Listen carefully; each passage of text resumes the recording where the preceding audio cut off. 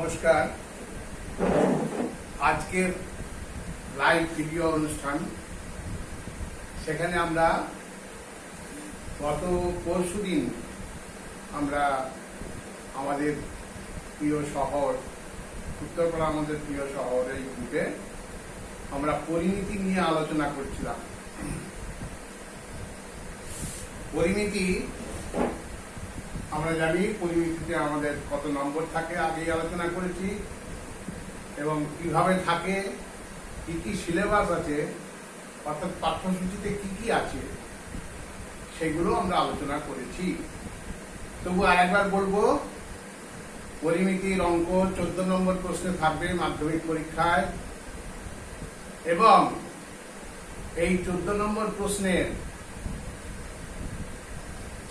4টি প্রশ্ন থাকবে, 3টি প্রশ্নের উত্তর করতে হবে, নম্বর থাকবে 3 গুণিত 4, অর্থাৎ প্রতিটাতে 4 নম্বর করে 3টে প্রশ্নের উত্তর দিতে হবে। এর পাঠ্যসূচি হলো,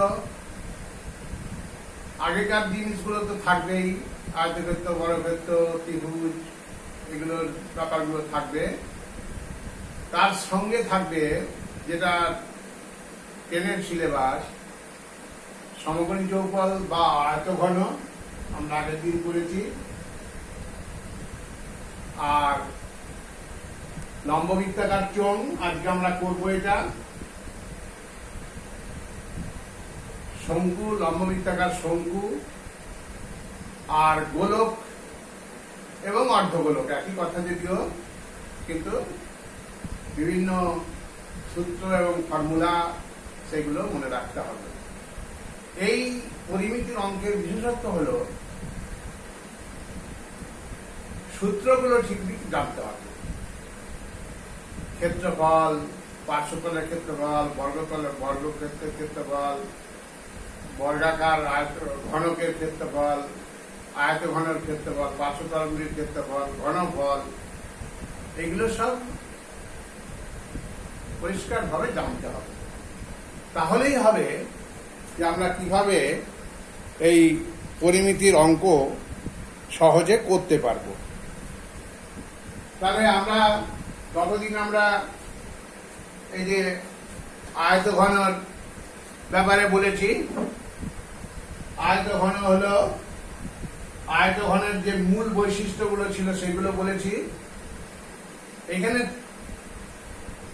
এগুলোকে ঘন জ্যামিতি বলে, আমরা ছোটবেলাতেও পড়েছি ঘন জ্যামিতি। তল সংখ্যা হচ্ছে 6টা, আমি দেখাবার চেষ্টা করেছি 6টা তল, একটা বইয়ের 6টা তল, 1টা, 2টো, 3টে, 4টে, 5টা, 6টা, এইভাবে 6টা তল, 1টা, 2টো, এইভাবে 6টা তল। এখন সমগ্র তলের ক্ষেত্রফল মানে 6টা তলের ক্ষেত্রফল, ফর্মুলাতে এটা মনে রাখতে হবে। বাহু বা প্রান্তিকী, বাহু বা প্রান্তিকী দেখো, এই একটা, এই একটা, এই একটা, এই একটা, সাইডের যেগুলো প্রান্তিকী বলে বা বাহু বলে, এজেস, EBGE। তাহলে এইখানে 4টে, এই দিকেও 4টে, 8টা, 9টা, 10টা, এগুলো তো নেওয়া হয়ে গেছে। তেমনি 11টা, 12টা, তাহলে সেটা আমরা বলেছি। আর শীর্ষবিন্দু, শীর্ষবিন্দু দেখো 1, 2, 3, 4, 5, 6, 7, 8, তাহলে 8টা শীর্ষবিন্দু। অনেক সময় প্রশ্নগুলো পরেই হবে যে তোমাকে ওইগুলো জানার জন্য কোন একটা আয়তঘন বা সমকোণী চৌপলের শীর্ষবিন্দুর সংখ্যা x, বাহু সংখ্যা, বাহু বা প্রান্তিকীর সংখ্যা y, আর তল সংখ্যা z হলে, তাহলে x - 2y + 3z এর মান কত। তাহলে তুমি এইগুলো তোমাকে জানতে হবে এবং প্রয়োগ করে দেখাতে হবে।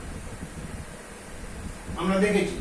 তারপরে এখানে রয়েছে আয়তঘনের সমগ্র তলের ক্ষেত্রফল বের করেছি, যে 2 × ABBCCA 6টা তলের ক্ষেত্রফল। প্রথম তলটা দৈর্ঘ্য ইন্টু প্রস্থ, সেটা দুটো আছে। তারপর একটা প্রস্থ ইন্টু উচ্চতা, সেটাও দুটো আছে। তারপর একটা দৈর্ঘ্য ইন্টু উচ্চতা, সেটাও দুটো আছে। আর কর্ণ একটা আছে। কর্ণ আমি বলেছি যে কোনো ঘর দেখলে বোঝা যাবে। কর্ণ হচ্ছে ওই কোণ থেকে ওই বিন্দু, বা ওপর থেকে ওই একটা যে কোনো বাড়ির ওইটা বিন্দু। সেই কর্ণের ফর্মুলা √, দৈর্ঘ্য স্কয়ার প্লাস প্রস্থ স্কয়ার প্লাস উচ্চতা স্কয়ার। এগুলো একক হবে, এগুলো এ একক, বি একক, সি একক হলে এটা ফর্মুলা। ব্যাস। এখন সোজা কথা, সমগ্রতলের ক্ষেত্রফল যদি একটা ফাঁপা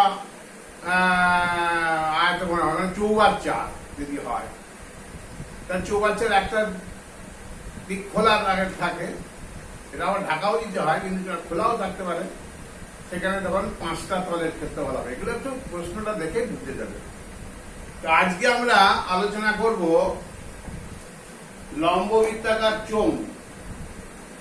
দেখো, লম্ব বৃত্তাকার চোঙ, অর্থাৎ এইটাকে আমরা চেঞ্জ করে দিই,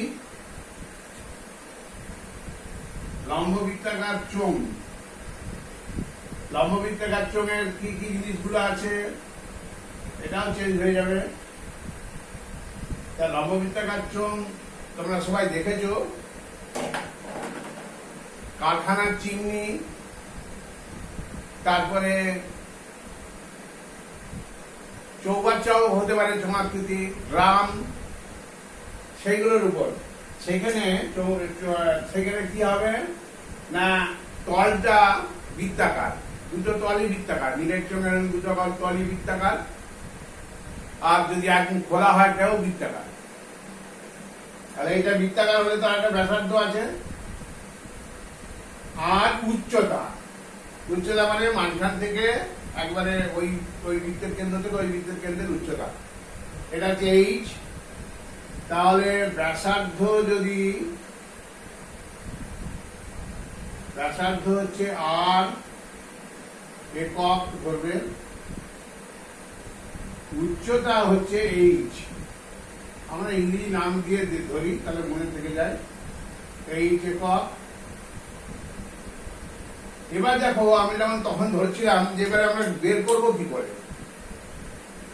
যে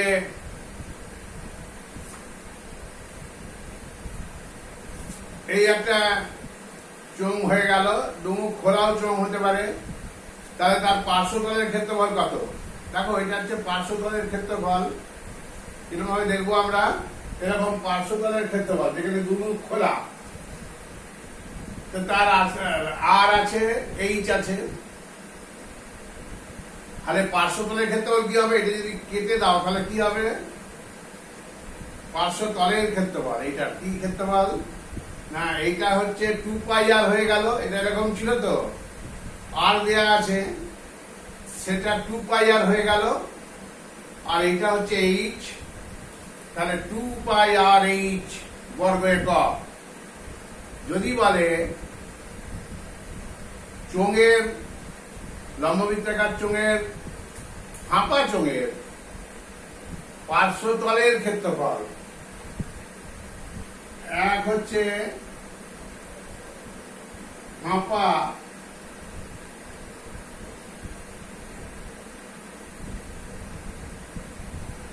চোঙের, আমি চোঙই লিখছি লম্ববৃত্তাকার চোঙের জায়গায়, চোঙের পার্শ্বতলের ক্ষেত্রফল। এটা আছে কোনটা? পার্শ্বতল। পার্শ্বতলের ক্ষেত্রফল সেটা দেখা যাচ্ছে পরিধির সঙ্গে, তাহলে পরিধির ফর্মুলা 2πr, বৃত্তের পরিধির ফর্মুলা কাজে লাগলো, ইন্টু উচ্চতা এইচ, এবং এটা বর্গ একক।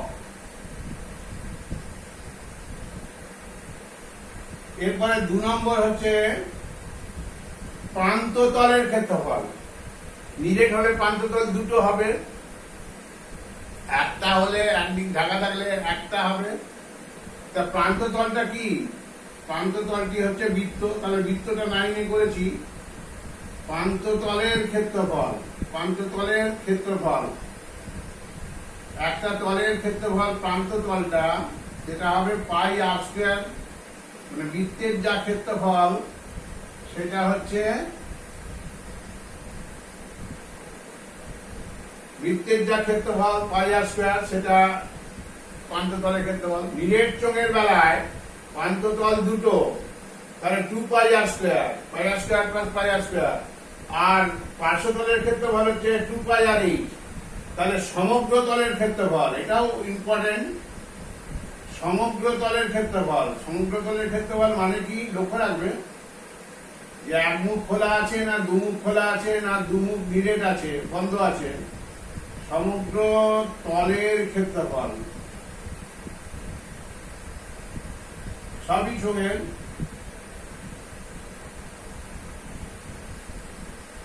সমগ্র তলের ক্ষেত্রফল দেখো, পার্শ্বতলের ক্ষেত্রফল 2 পাই আর এইচ প্লাস 2 পাই আর স্কোয়ার নিরেট হলে। এক মুখ হলে তাহলে একটা হবে, দুমুখ হলে দুটোই বাদ চলে যাবে, তখন এটাই সমগ্রতল হবে, বর্গ একক। এরপরে 4 নম্বর হচ্ছে আয়তন বা ঘনফল। আয়তন বা ঘনফল সমান, আগে দেখো বৃত্তের ক্ষেত্রফলটা বের করে নাও, পাই আর স্কোয়ার ইন্টু এইচ, পাই আর স্কোয়ার ইন্টু এইচ, ঘন একক, একক ঘন একক। সেন্টিমিটার থাকলে ঘন সেন্টিমিটার, মিটার থাকলে ঘন মিটার। ভালো করে দেখো যে এখানে আমরা আয়তন বলছি বা ঘনফল বলছি, সেটা হচ্ছে পাই আর স্কোয়ার এইচ ঘন একক। ঘন একক সহজেই বোঝা যাচ্ছে যে এটা এইভাবে আমরা অঙ্কগুলো করার চেষ্টা করব ফর্মুলাগুলো প্রয়োগ করে। তাহলে কি দেওয়া আছে আগে দেখতে হবে প্রশ্নটা, আর কি বের করতে হবে সেইটা লিখে আমরা বসাবো। যদি ব্যাস দেওয়া থাকে ব্যাসার্ধ বার করার নিয়ম জানো, 2 দিয়ে ভাগ। এবং এক্ষেত্রে এককটা বেশি ইম্পর্টেন্ট, এককের জন্য নম্বর কাটা যেতে পারে। এই যে বলুন 4 নম্বর প্রশ্ন, 4 নম্বরের থাকবে মাস থাকবে 4 নম্বর এক একটা প্রশ্নে। সেখানে তোমরা কি করবে না, 4 নম্বরের মধ্যে দেখবে অধিকাংশ অঙ্কে দুটো ফর্মুলা প্রয়োগ করতে হচ্ছে। তাহলে আমার যদি শর্তগুলো অর্থাৎ কি দেওয়া আছে সেগুলো যদি ঠিক থাকে, তাহলে আমরা কি করব না, ধরো আর দেওয়া আছে, এইচ দেওয়া আছে, আর এইচ দেওয়া নেই, 2 পাই আর এইচ দেওয়া আছে, বৃত্তের প্রান্ততলের ক্ষেত্রফল আর স্কোয়ার 2 পাই আর স্কোয়ার দেওয়া আছে। তাহলে সেখান থেকেও আমরা আর এর মানটা বের করে এইচ এর মানটা বের করতে পারবো। তারপরে ফর্মুলা ঘনফল বের করতে বললো। তো বেশিরভাগ ক্ষেত্রে তুমি দেখবে যে অন্তত দুটো করে ফর্মুলা প্রয়োগ করা হচ্ছে এক একটা অঙ্কে। দুটো অঙ্কের ফর্মুলা যদি প্রয়োগ করতে পারি আমরা এক একটা অঙ্কে, তাহলে আমরা এক এক করে 2 নম্বর পাবো। সেখানে ক্যালকুলেশনের দরকার নেই। তারপরে ক্যালকুলেশন করে উত্তর মেলালে যদি আর দুটো উত্তর হয়, দুটো উত্তরের সঠিক একক সহ লিখতে পারো, তাহলে 2 পুরো পেয়ে গেলে। যদি একটা উত্তর সঠিক হয় একক সহ, তাহলে 1 পাবে। আর একটা উত্তর যদি ভুল হয়, তাহলে এইগুলো ফর্মুলাটা সঠিকভাবে প্রয়োগ করার জন্য কিন্তু নম্বর আছে। এবং এত কম সংখ্যক ফর্মুলা, কিন্তু তার আগে বাকিগুলো করা ভালো করে করে আমরা এইগুলোকে এগিয়ে চলব। তাহলে লম্ববৃত্তাকার চোঙের অঙ্ক যখন করবে, তাহলে লক্ষ্য করতে হবে, আমি যদি একটা অঙ্ক দেখি তাহলে বলতে পারি তোমাদের যে লম্ববৃত্তাকার চোঙের ক্ষেত্রে আমরা কি কি করব।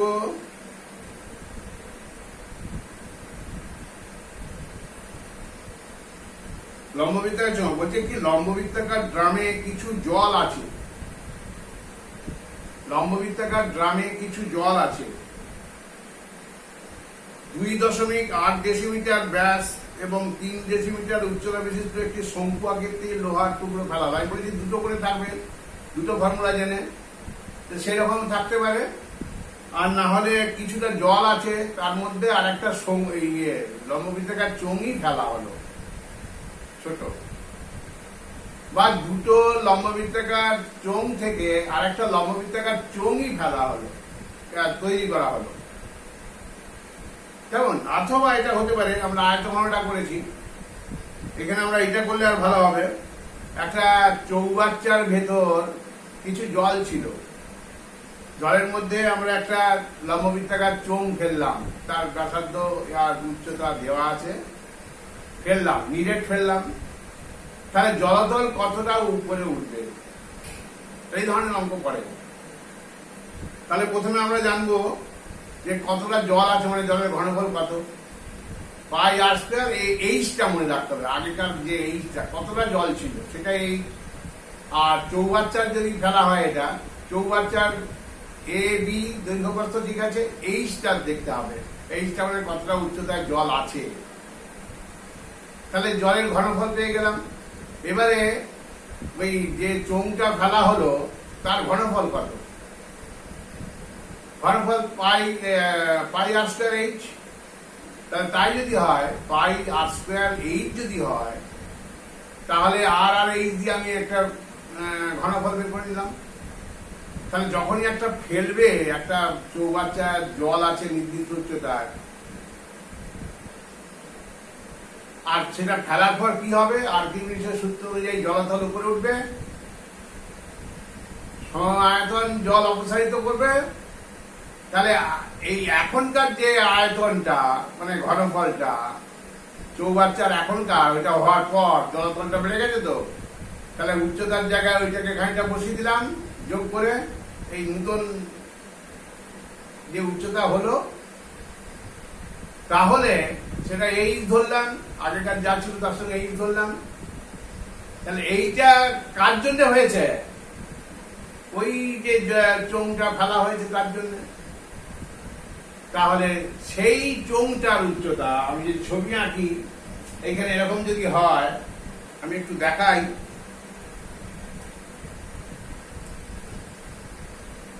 আমরা যদি এরকম দেখাই যে একটা চৌবাচ্চা, দেখো আমি এটা দেখাচ্ছি, যেহেতু আমরা এখনো শঙ্কু হয়নি, এরপরেই শঙ্কু হবে। এখানে এই জলটা ছিল, কেমন, এই জলটা ছিল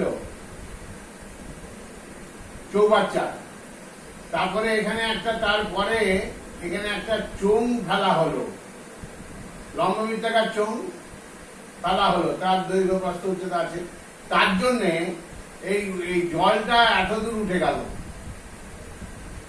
এটা ছবি এঁকে নিজে করলে নিজে বোঝার সুবিধা হবে, আর কিছু নয়। জলটা উঠলো এই এত দূর পর্যন্ত। তাহলে এই এইচটা আর আগেরটা যে ছিল কত, 5 সেন্টিমিটার বা 10 মিটার বা 50 সেন্টিমিটার যাই থাকুক, তাহলে এর সঙ্গে 50 এইচ হলো। এই ঘনফলটা কার জন্য বাড়লো, এইটার ঘনফল ইজিক্যাল টু এইটার ঘনফল। তাহলে পাই আর স্কয়ার এইচ, এইটুকুর যে ঘনফল, না pi r square A B C, A B into H, A B into H. তাহলে এইটা চৌবাচ্চার যে বাড়া অংশটার ঘনফল, তাহলে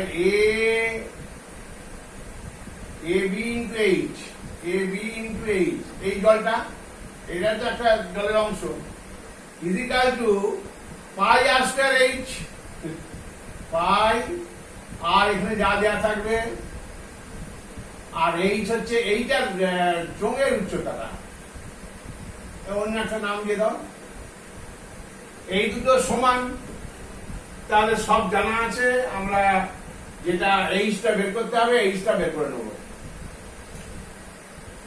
তাহলে চোঙ এবং আয়তঘন বা সমকোণী চৌকল এর অঙ্ক যদি মেশানো অবস্থায় থাকে, তুমি সহজেই এটা ডিটারমিন করতে পারবে।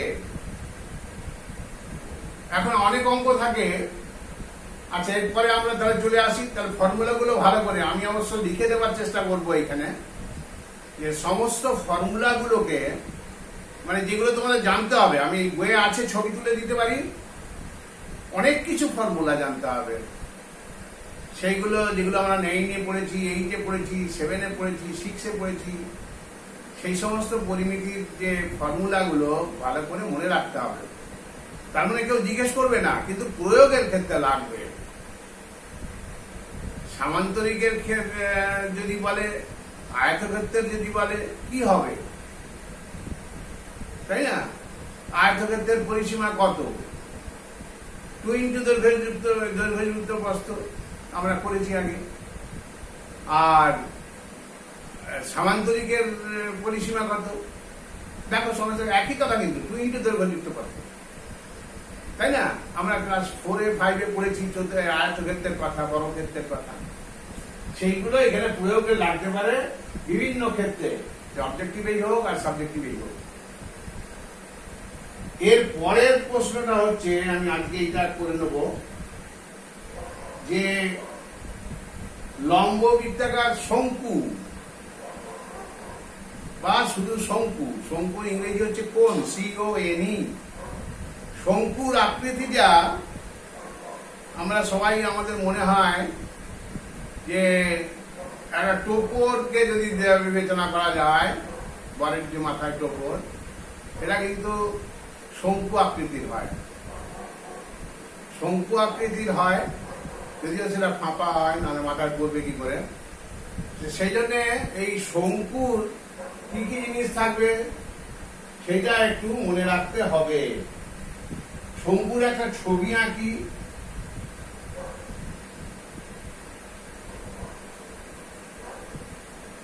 তারপরে কি কি বিষয়গুলো আমি একটু দেখাবো। শঙ্কুর প্রান্ততলটা বৃত্তাকার, এবং শঙ্কুর প্রান্ততল বৃত্তাকার হলে তাহলে আর একটা ব্যাসার্ধ হবে আর একক, আর এইটা হচ্ছে এইচ। অনেক সময় তাঁবু খাটিয়ে যারা পাহাড়ে যায় বা বিভিন্ন ট্রেকিং এ যায়, বিভিন্ন জায়গায় যায়, তারা তাঁবু খাটিয়েও থাকতে হয়। তাঁবুটা এখানে কতটা জায়গা লাগবে, কতজনের তাঁবু খাটালে কতটা জায়গা, প্রান্ততলের ক্ষেত্রফল বা বৃত্তের ক্ষেত্রফলটা হবে,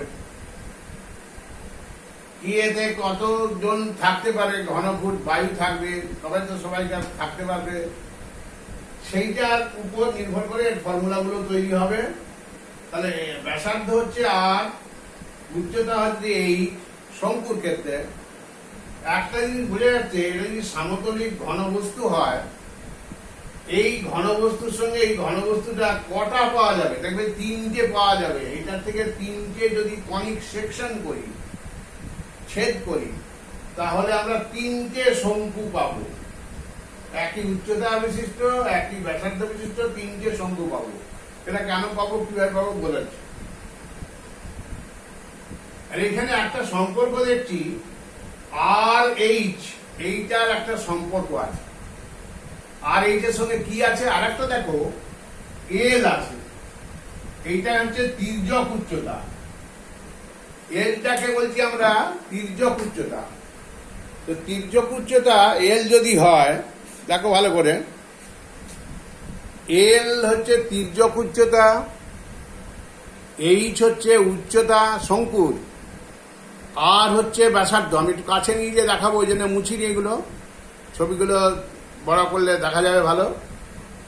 তাহলে কি হলো, এল এইচ আর, দেখো এই যে ত্রিভুজটা সমকোণী ত্রিভুজ, এবং এল হচ্ছে অতিভুজ, তাহলে এল এইচ আর এর মধ্যে একটা সম্পর্ক আছে। একটা সূত্র হচ্ছে এইটা। কেন না, অতিভুজ স্কয়ার ইকুয়াল লম্ব স্কয়ার ভূমি স্কয়ার। তাহলে আমাদের দুটো দেওয়া থাকলে তৃতীয়টা বের করতে পারবো, এটা একটা শিওর হয়ে গেল প্রথমেই। যদি এল এইচ দেওয়া থাকে আর বের করতে পারবো, এল আর দেওয়া থাকে এইচ বের করতে পারবো, সবগুলো। কিন্তু এগুলো মনে রাখতে হবে, এল হচ্ছে স্ল্যান্ট হাইট বা তির্যক উচ্চতা, এইচ হচ্ছে শঙ্কুর উচ্চতা, আর আর হচ্ছে যে প্রান্তটা আছে বৃত্তাকার তার ব্যাসার্ধ, আর আসলে শঙ্কুরও ব্যাসার্ধ। তাহলে আর এই এলের একটা সম্পর্ক, একটা সূত্র।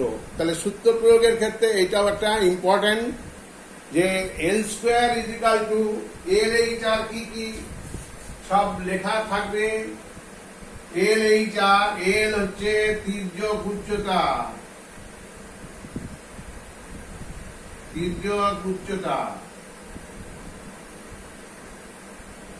এইচ হচ্ছে উচ্চতা, আর আর হচ্ছে ব্যাসার্ধ।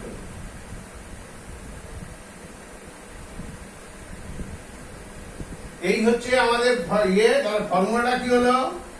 1 number formula, L square is equal to H square plus R square. যে কোনো দুটো দেওয়া থাকলে আমরা একটা বের করতে পারবো। L square is equal to H square plus R square. 2 number formula কি? শঙ্কুর পার্শ্বতলের ক্ষেত্রফল পাই আর স্কয়ার, তাই না? বৃত্তের ক্ষেত্রফল যা পাই আর স্কয়ার। আর শঙ্কুর পার্শ্বতলের ক্ষেত্রফল কত? পার্শ্বতলের ক্ষেত্রফল শঙ্কুর ক্ষেত্রে দেখো যে 2 পাই আরটা পরিধি ছিল, সেটা হাফ হয়ে গেল, পাই আর হয়ে গেল। তার সঙ্গে স্ল্যান্ট হাইট এল, তাহলে শঙ্কুর পার্শ্বতলের ক্ষেত্রফল হচ্ছে পাই আর এল বর্গ একক। পাই আর এল, তাহলে পাই আর এল হচ্ছে শঙ্কুর,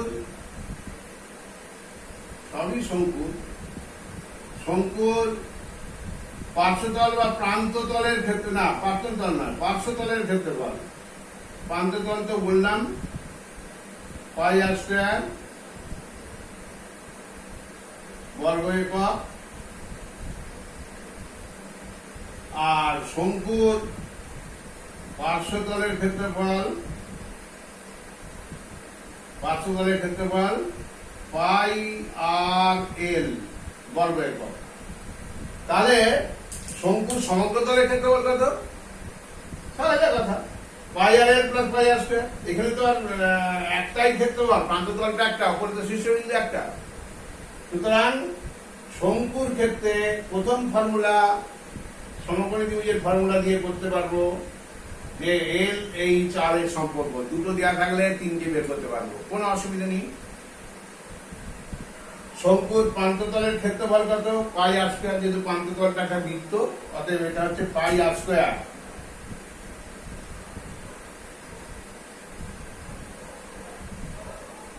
আর শঙ্কুর পার্শ্বতলের ক্ষেত্রফল, এটাকে এমন ভাবে করতে হবে, পরিধির যে অর্ধেক অংশটা এখানে নিতে হবে। 2 পাই আর পরিধি পাই আর, পাই আর এর সঙ্গে এল গুণ করলে যেটা হবে, কতটা কাপড় লাগবে এই শঙ্কুটা তৈরি করতে, এই তাঁবু তৈরি করতে, সেটাকে আমরা শঙ্কুর পার্শ্বতলের ক্ষেত্রফল বলি, পাই আর এল।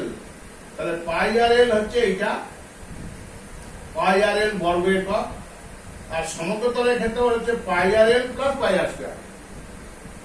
আমরা নিজেরা বের করে নেবো, আলাদা করে পাই আর কমন নিয়ে এল প্লাস আর লিখতে হবে না, বর্গ একক করলে করবো, সঠিক হলেই নম্বর পাওয়া যাবে। এইভাবে আমরা শঙ্কু আর আগের দিন আয়তঘন, এখানে আমরা এগুলো আয়তঘনের ছবি দিয়েছি, এখানে শঙ্কুর ছবি, এই লম্ববৃত্তাকার চোঙের ছবি, এইটা একে তো আয়তঘন তো এখানে আগের দিনের লেখা আছে। তাহলে এটা শঙ্কু, এই চোঙ,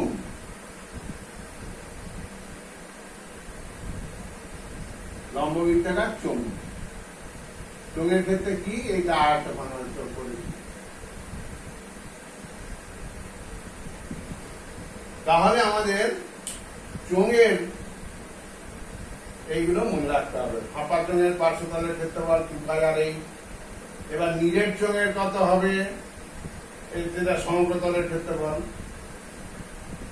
এইটা। আবার একটা যদি হয় তাহলে 1 পাই আর স্কয়ার হবে, এক মুখ যদি বন্ধ এক মুখ খোলা থাকে, আর 2 মুখ খোলা থাকলে এইটাই সমগ্রতলের ক্ষেত্রফল হবে। এই হচ্ছে আমাদের ফর্মুলা। এবং এখানে লক্ষ্য রাখতে হবে কি প্রশ্নটা দেওয়া আছে, কি নির্ণয় করতে হবে, তার উপর নির্ভর করছে কিটা দেয়া থাকবে আর কিটা করবে। তোমরা সহজেই এটা আয়ত্ত করতে পারবে। এবং এইভাবে আমরা পরিমিতির যে অঙ্কগুলোর মধ্যে 3টে জিনিস করানো হলো, আয়তঘন বা সমকোণী চৌকোণ, লম্ববৃত্তাকার চোঙ, আর 3 নম্বর হচ্ছে শঙ্কু। শঙ্কু আর একটি জিনিস আছে, সেটা হচ্ছে গোলক বা অর্ধগোলক। গোলকের থেকেই অর্ধগোলক পাবো, সেইটা পরের দিন হবে। এইখানে আমরা এটা রাখছি। আর একটা জিনিস দেখো, এখানে আমরা একটা জিনিস দেখাই যে কিভাবে এইটার পর একটু ভালো করে লক্ষ্য করে দেখো, দেখতে পাচ্ছি কিনা আমি জানি না, এটা কিভাবে নম্বর বিভাজন হয় সেইটা এই বইটার পেছনে আছে। প্রত্যেকে ভালো করে দেখবে। আমি এটা দেখার জন্যে খানিকক্ষণ রাখছি। প্রথমে দেখো কতগুলো করে প্রশ্ন থাকবে। আমি ঠিক তুলতে পারছি কিনা জানি না, নাহলে ছবি তুলে দিতে হবে পুরোটা।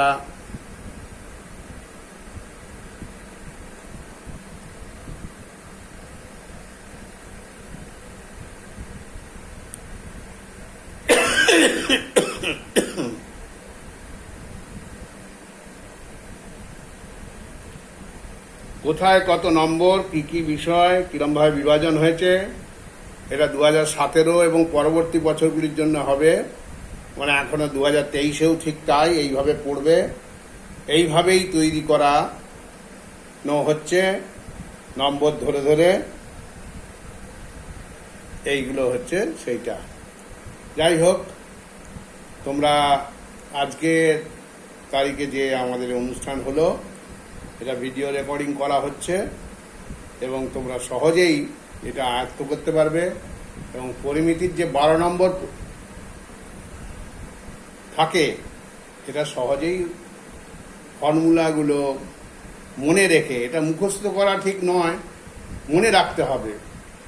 সঙ্গে সঙ্গে জিজ্ঞেস করলে যেন নিজেরা বলতে পারো। ছবিটা মাথায় থাকলেই, তার মধ্যে থেকে দৈর্ঘ্য প্রস্থ উচ্চতা দেওয়া থাকলে কি করে হবে, বা এর আগের যে জিনিসগুলো আছে সেইগুলো মনে রাখতে হবে। মনে রাখার ক্ষেত্রে আমাদের এটা মনে রাখতে হবে যে কতগুলো জিনিস যেগুলো আমরা ক্লাস 8-9-এ পড়েছি, 7-8-এ পড়েছি, সেইগুলো কিন্তু করতে হবে।